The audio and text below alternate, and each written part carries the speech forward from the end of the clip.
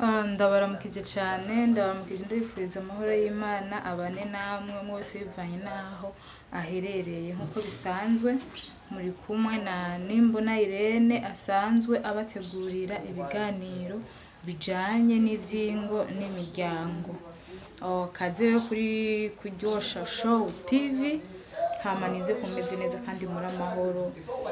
Ndabipfuriza mu wese agirirwe neza aronke umugisha kandi utarakora subscribe ayikore kugira ngo azohore naronka ibi biganiro bya buri munsi by'ingo n'imiryango.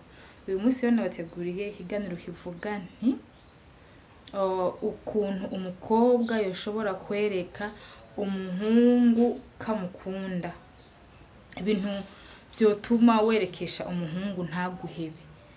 Sitaziye naho yoba ari muri ca gihe cyo kuguheba bigatuma yongera kugarura urukundo akongera kugarura kugukunda bya nyabyo.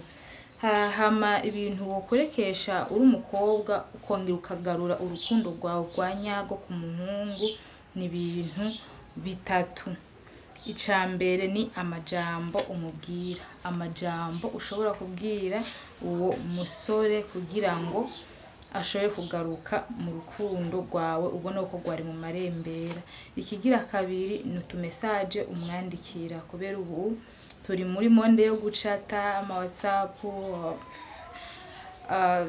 byinshi byaraje byo gucata message ushobora kumwandikira uko ziba zimeze. Canke ikigira gatatu uburyo ushobora kumwitwaraho kugira ngo urukundo rwawe urugarure. Kandi nkuko bisanzwe rero umuhungu cyane cyane akeneye ikintu gikurura abahungu cyane ni icubahiro. Umuhungu ahari hose akeneye ko umuntu amwubaha, kandi namubyo navuze mu video ziheruka yuko abahungu abasore arabo kubahwa nabo kubahwa vraiment, kuko nina Imana yatangiye kurema.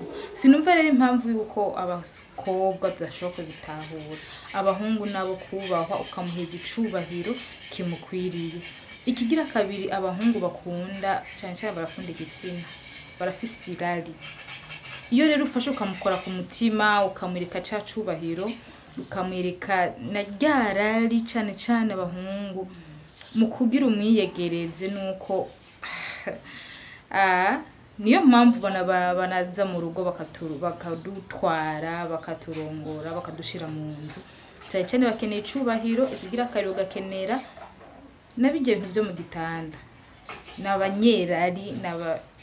n'abanyerari cyane.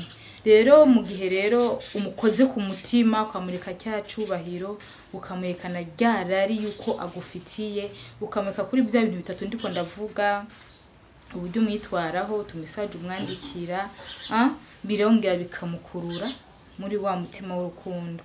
Hanyuma ikintu kikwerekana yuko woshobora kongera kumugarura nuko ushobora kumwereka yuko urukundo agukunda, urukundo aguha, urukundo aguha canke umwanya aguha, ukamuhereza umwanya ukwiriye kugira ngo